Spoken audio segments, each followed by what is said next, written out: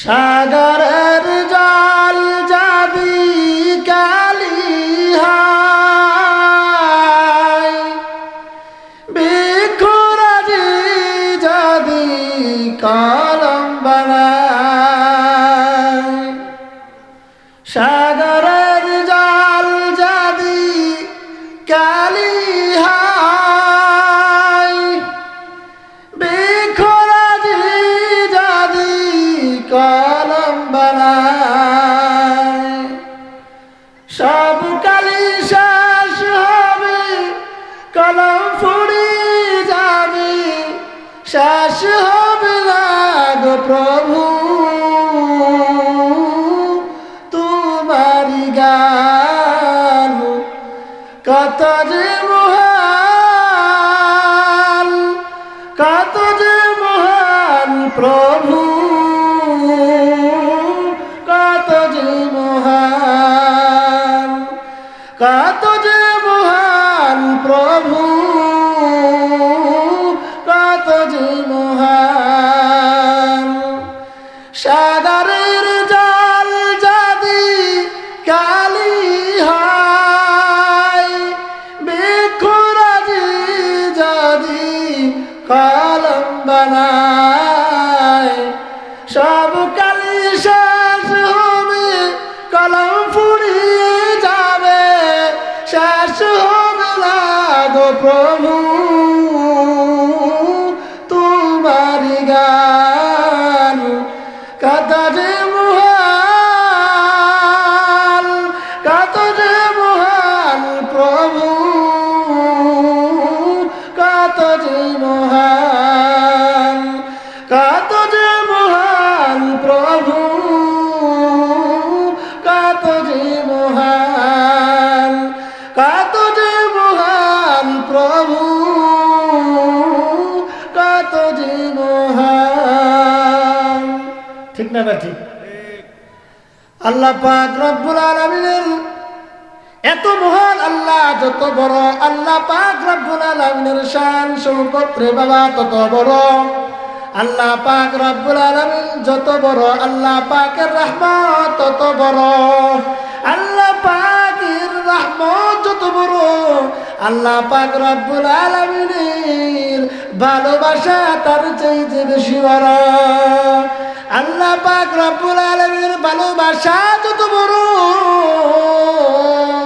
আল্লাহ পাক রব্বুল আলামিনের আযাব গজব তত বড়। ও যে ভাষাগুলো আমরা জানতাম না, ওয়াল্লামাহু মিনাল বায়ানি মা লাম ইয়ালাম। আল্লাহ আমাদেরকে এমন জ্ঞান ভাষা শিক্ষা দিলেন রে বাবা, যে জ্ঞান যে ভাষা আমি আর তুমি জানতাম না। মায়ের গর্ভ থেকে আসার পর কান্না ছাড়া আমার কোনো ভাষা ছিল না। আল্লাহ আমারে ভাষা শিখাইলেন, ভাষা বুঝাইলেন, ভাষা বলার ক্ষমতা দিলেন। কে বলেন? কে? আল্লাহ পাক রব্বুল আলামিন বলে, এই মুসলমান বান্দা বান্দিরা, তোমরা দুঃখিত হও না, চিন্তাগ্রস্ত হও না। তোমরা যদি ঈমানওয়ালা হও তাহলে তোমরা বিজয়ী হইবা। আল্লাহ রাব্বুল আলামিন বলে, ওয়ালা তাহিনু ওয়ালা তাহজানু ওয়া আনতুমুল আ'লাউনা ইন কুনতুম মুমিনিন। আল্লাহু আকবার। আল্লাহ রাব্বুল আলামিন বলে, তোমরা দুঃখিত হও না, চিন্তাগ্রস্ত হও না। তোমরাই বিজয়ী হইবা যদি তোমরা মুমিন হও। কি হও? মুমিন হও।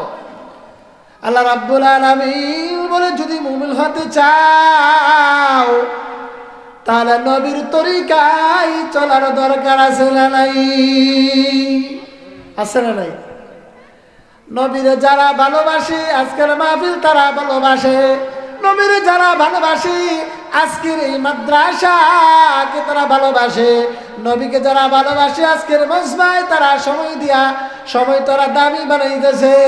নবীরে যারা ভালোবাসে এই মাদ্রাসার ছাত্র ছাত্রীদেরকেও তারা ভালোবাসে। নবীরে যারা ভালোবাসে এই মাদ্রাসার মুআল্লিম শিক্ষক শিক্ষিকাদেরকেও তারা ভালোবাসে। নবীরে যারা ভালোবাসে আজকের মাইকের আওয়াজ তাদেরকে আনন্দ দিদায়, তাদের মনে আনন্দ দিতেছে। আর যারা নবীরে ভালোবাসে না তাদের মনের ভিতরে আজকের মাহফিলের আনন্দ নাই। ঠিক না বেটি? মুসলমান এই জন্য আল্লাহ পাক রব্বুল আলামিন বলে,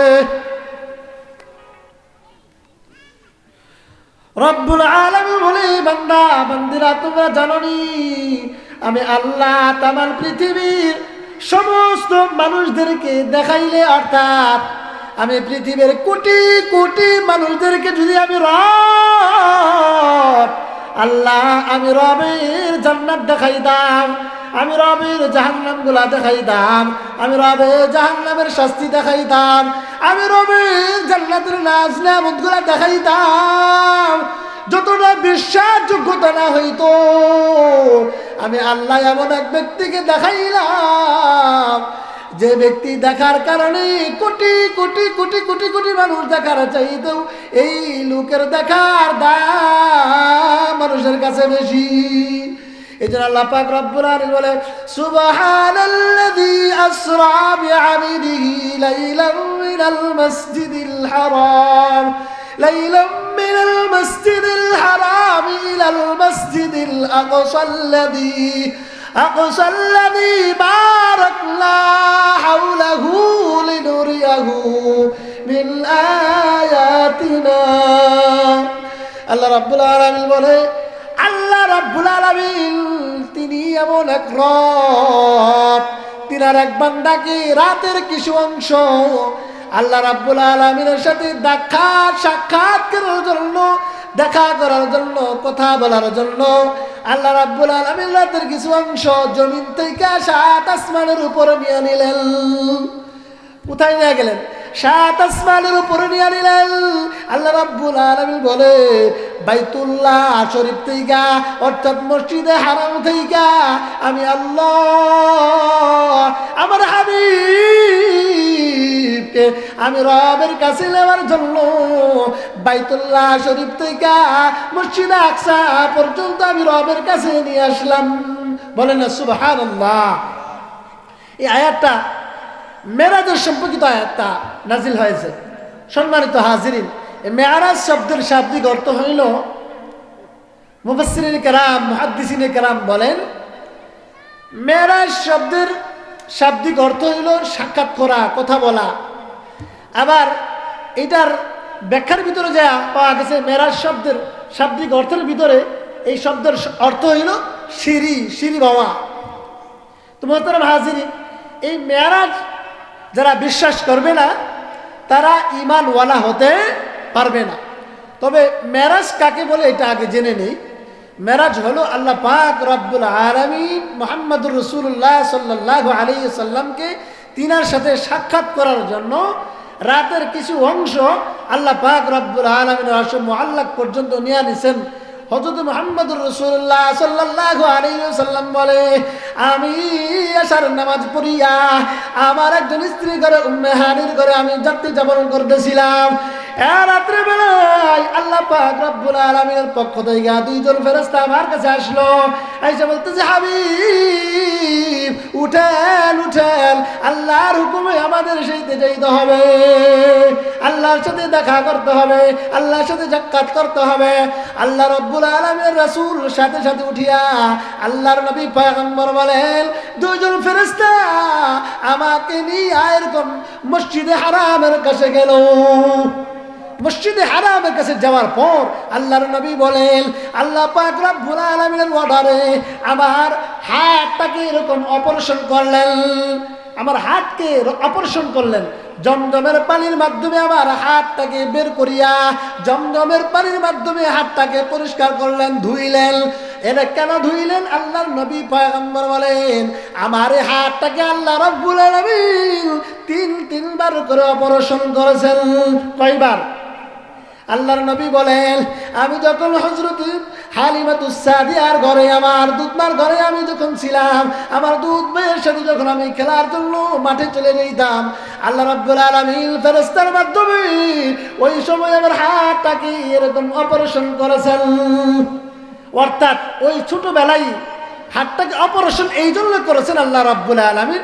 স্বাভাবিকভাবে ছেলে এবং মেয়েদের ছোটবেলায় খেলাধুলার যে একটা প্রবণতা থাকে, আল্লাহ তাআলা রাব্বুল আলামিন ওই হাতটাকে অপারেশন করার মাধ্যমে তার খেলাধুলার এবং ছোট ছোট ছেলেদের যে একটা আবির্ভাব ছিল ওইটা দূর করে দিয়েছেন। বলেন না সুবহানাল্লাহ।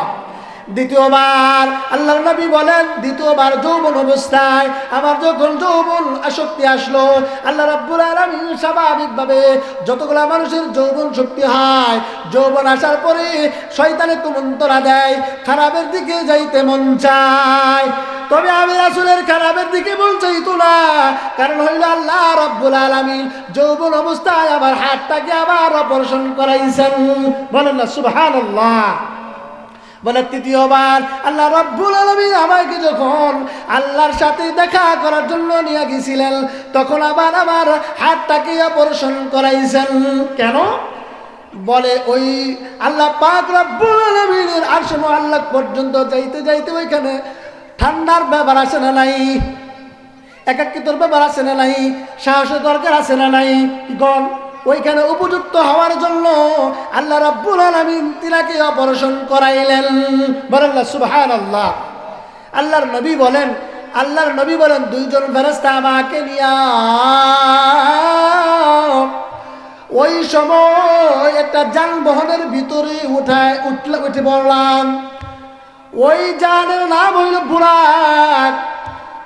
বুরাকে যখন উঠে গেলাম, কিছু দূর যাওয়ার পরেই একটা সিঁড়ি পাইলাম, সিঁড়িতে আমরা উঠে গেলাম। ওই সিঁড়ি পাইয়া আমরা যখন আসমানের দিকে উঠা শুরু করলাম, আল্লাহর নবী পয়গম্বর বলে কিছু দূর যাওয়ার পর তাকায় দেখলাম একটা মানুষকে এরকম আযাব দেওয়া হইতেছে। কি আযাব? বলে একটা মানুষ রক্তের নদীর ভিতরে হাবুডুবু খাইতেছে। বলে লোকটা কিনারে আসার জন্য চেষ্টা করতেছে, কান্নাকাটি করে। ওই রক্তের নদীর পাহাড়ে একজন ফেরেশতা বিরাট বড় পাথর নিয়ে দাঁড়ায় আছে। যখন কিনারে আসার চেষ্টা করে রে বাবা, সাথে সাথে ওই পাথরটা নাকে মুখে মাথায় নিক্ষেপ করা দেওয়া হয়, আর হাও মাও করে কান্নাকাটি করে শুরু করে আবার নদী দূরে চলে যায়। এইভাবে তার আযাব চলতেছে। হাবিব জিবরাইলকে ডাক দিয়ে বলেন, জিবরাইল, এই ব্যক্তিকে কেন এত শাস্তি দেওয়া হচ্ছে? এই ব্যক্তিকে? আল্লাহর নবীকে জিবরাইল আমিন বলে, ইয়া রাসূলুল্লাহ, এই ব্যক্তি হলো আপনার উম্মতের ভিতর একদল ব্যক্তি। এই ব্যক্তিকে কেন শাস্তি দেওয়া হচ্ছে? জিবরাইল আমিন বলে, হাবিব, এই ব্যক্তি দুনিয়ার বাজারে সুদ খাইতো, সুদ, মানুষের রক্ত চুষিয়া খাইতো, এই জন্য তাকে এই আযাব দেওয়া হচ্ছে। আল্লাহর নবী চোখ দিয়া পানি বের হইতেছে, চোখ মুবারক পানি ধরে রাখতে পারলেন না। আবার কিছু দূর যাওয়ার পর হাবিব তাকায় দেখলেন দুনিয়ার বাজারে তন্দুর রুটি আমরা ভাজি না নাই, তন্দুর রুটি ভাজি। তন্দুরের রুটি চুলার ভিতরে ওরকম গরম আছে না নাই? বলে ঈদ ভাটার ভিতরে আপনার যারা গেছেন, ঈদ যখন পোড়ানো হয় ওই জায়গায় দেখবেন আগুন হাও করে জ্বলতেছে। একটা পিঁপড়াও যদি আগুনে পড়িয়া যায়, ওই পিঁপড়াটাও দেখা যায়। আল্লাহর নবী তাকায় দেখলেন একটা আগুনের কুল্লার ভিতরে ওইখানে কিছু নারী এবং পুরুষ উলঙ্গ অবস্থায় চলাফেরা করতেছে। মনে হয় তারা বেহুশ হাউদাস করতেছে, আর সাপ বিচ্ছুগুলা তাদের জুনাঙ্গের ভিতরে সুবল মারে। আল্লাহর নবী দৃশ্য তাকায় দেখে চোখের পানি রাখতে পারলেন না। আল্লাহর নবী জিজ্ঞেস করেন, জিবরাইল, এই ব্যক্তিকে কেন এত শাস্তি দেওয়া হচ্ছে? আল্লাহর নবীর কাছে জিবরাইল উত্তর দেয়, ইয়া রাসূলুল্লাহ, আপনার উম্মতের ভিতরে ওই সকল ব্যক্তিরা যারা দুনিয়ার বাজারে জিনা করিয়া বেড়াইতো, জিনা করতো, জিনা, এই জন্য তাদেরকে এত শাস্তি দেওয়া হচ্ছে। আবার কিছু দূর যাওয়ার পরে যা দেখলেন একজন ফেরেশতা একটা ব্যক্তি শুয়ে আছে, আর ফেরেশতা বিরাট বড় পাথর নিয়া ওই ব্যক্তির নাকে এবং মুখে নিক্ষেপ করিয়া দেয়। আল্লাহর নবী জিজ্ঞেস করলেন, জিবরাইল, এই ব্যক্তিকে কেন শাস্তি দেওয়া হচ্ছে? জিবরাইল আমিন বলে, ইয়া রাসূলুল্লাহ, এই ব্যক্তিকে এই জন্য শাস্তি দেওয়া হচ্ছে, দুনিয়ার মাঝে আল্লাহ তাকে জ্ঞান দিয়েছিল, জ্ঞান থাকার পরেও যদি ওলামায়ে কেরাম মানুষরা বলতো নামাজে যাও, দিনের উপর চলো, হারাম খাইও না, সুদ খাইও না, অন্যায় করিও না, তারা কি করতো? জ্ঞান খাটাইয়া চলতো না, জ্ঞান থাকার পরেও জ্ঞান খাটাইতো না। এই জন্য এই ব্যক্তিকে এই ধরনের শাস্তি দেওয়া হচ্ছে। হাবিব তাকায় দেখলেন পাথরটা যখন নিক্ষেপ করে দেওয়া হয়, সাথে সাথে মাথাটা চূর্ণ বিচূর্ণ হয়ে যায়, বলে পাথরটা দূরে ছিটকে চলে যায়। পাথরটা আবার ফেরেশতা আনার সাথে সাথে পুনরায় মাথাটা আগের মতো হয়ে যায়। এইভাবে কিয়ামত পর্যন্ত শাস্তি চলতে থাকবে। কেন? জ্ঞান থাকার পরেও তারা কি করে না? জ্ঞান খাটায়া চলে নাই। হাবিব আবার কিছু দূর যাওয়ার পর তাকা দেখলেন কিছু মানুষ তারা উল্টা ভাবে চলতেছে, উল্টা। আমাদের মাথা উপরে না, পা নিচে, আমরা পা দিয়ে হাঁটিয়া যাই, মাথা উপরে থাকে। আর হাবিব তাকা দেখলেন মানুষগুলার মাথা নিচে, পা গুলা উপরে, এইভাবে তারা চলাফেরা করতেছে। হাবিব জিজ্ঞাসা করেন, জিবরাইল, এই ব্যক্তি কারা? এরা উল্টা ভাবে কেন আজকে এইখানে অবস্থায়? আল্লাহর নবী জিজ্ঞাসা করার পরে জিবরাইল আমিন বলেন, এরা ওই দল ব্যক্তি যারা দুনিয়ার বাজারে উল্টা চলতো। যেমন আজকের মাহফিলে আসার জন্য দাওয়াত দেওয়া হয়েছে, কিন্তু আপনি মাহফিলে আসেন নাই, আপনি বাজারে গেলেন, গানে গেলেন, মাজারে গেলেন, আল্লাহর কথার দিকে আপনি আসেন নাই। আপনি যেরকম আজকে দুনিয়াতে উল্টা চলবেন, হাসরের ময়দানে আল্লাহ তোমাকে উল্টা ভাবে হাসরের ময়দানে উঠাইবেন। আরো স্তর আছে মুহতারাম হাজিরিন, এগুলো জাহান্নামের বিভিন্ন আযাবের স্তর। হাবিব বলেন যে আমাকে এগুলা প্রথম আসমানে উঠানোর আগেই আল্লাহ তাআলা রাব্বুল আলামিন প্রথম আসমানে উঠানোর আগেই আমার জাহান্নামের স্তরগুলা দেখাইছেন। এতে বোঝা যায় যে জাহান্নাম 7 আসমানের নিচে, অর্থাৎ প্রথম আসমান ভেদ করার আগেই জাহান্নাম, সারা পৃথিবীটাই জাহান্নাম। হাবিব বলেন, আচ্ছা প্রথম আসমান থেকে দ্বিতীয় আসমানের দূরত্ব কত? বোঝার জন্য বলি যে আমরা যে বিদ্যুৎ ব্যবহার করি, এই বিদ্যুতের গতি হলো 1 সেকেন্ডে 1,86,000 মাইল, প্রায় 3 লক্ষ কিলোমিটার। আর জমিন থেকে প্রথম আসমান কত দূর? বুঝাই আপনাদেরকে, যে যানবাহন দ্বারা আল্লাহর নবীকে আল্লাহ তাআলা নিয়ে আনিছেন ওই আল্লাহ পাকের আরশ মুআল্লাক পর্যন্ত, এটাকে বুরাক বলা হয়। এটার কি পরিমাণ গতি? বলে এই বুরাকের মানুষের দৃষ্টির সীমানা শেষ পর্যন্ত বুরাকের এক একটা কদম দিতে পারে। বলেন না সুবহানাল্লাহ। তা মানুষের দৃষ্টি কি পরিমাণ দূর পর্যন্ত যায়? বৈজ্ঞানিকরা এই পর্যন্ত রিসার্চ করে কোটি কোটি তারকারাজির ভিতর থেকে তিনারা বৈজ্ঞানিকরা রিসার্চ করে বের করলেন সবচেয়ে ছোট যে তারকাটা, এটার নাম দিয়েছেন কুয়াশার। বলে এই কুয়াশার তারকাটা জমিন থেকে কতটুকু দূরে? বলে 1000 কোটি আলোকবর্ষ দূরে। 1000 কোটি আলোকবর্ষ দূরে। যদি কেউ জমিন থেকে ওই তারকারাজি পর্যন্ত যাইতে চায়, আর এমন যানবাহন তৈরি হয় যে 1 সেকেন্ডে 1,86,000 মাইল বেগে 1 সেকেন্ডে যাইতে পারে, বলে তারপরেও জমিন থেকে ওই আসমানের তারকারাজি পর্যন্ত পৌঁছতে তার 1 কোটি বছর লাগবে। বলে না সুবহানাল্লাহ। তাহলে মানুষের দৃষ্টির সীমানা রেখা কুল পর্যন্ত কেউ বলতে পারবে না। দেখছেন আমরা কত দূর পর্যন্ত দেখতে পাই। রব্বুল আলামিন বলে এত দূর পর্যন্ত দেখার ক্ষমতার মালিক আমি আল্লাহ তোমারে দিলাম। কেন দিলাম? তোমাকে আমি হায়াত দিলাম, তোমাকে মৌত দিলাম, তোমাকে আমি আল্লাহ ভালো মন্দ যাচাই করার ক্ষমতা দিলাম। ও মোহতারাম হাজিরিন, তাহলে বোঝা গেল আল্লাহ তাআলা ইচ্ছা করলে সেকেন্ডের মাধ্যমে আল্লাহ তাআলা জান্নাত দেখাইতে পারেন, জাহান্নাম দেখাইতে পারেন।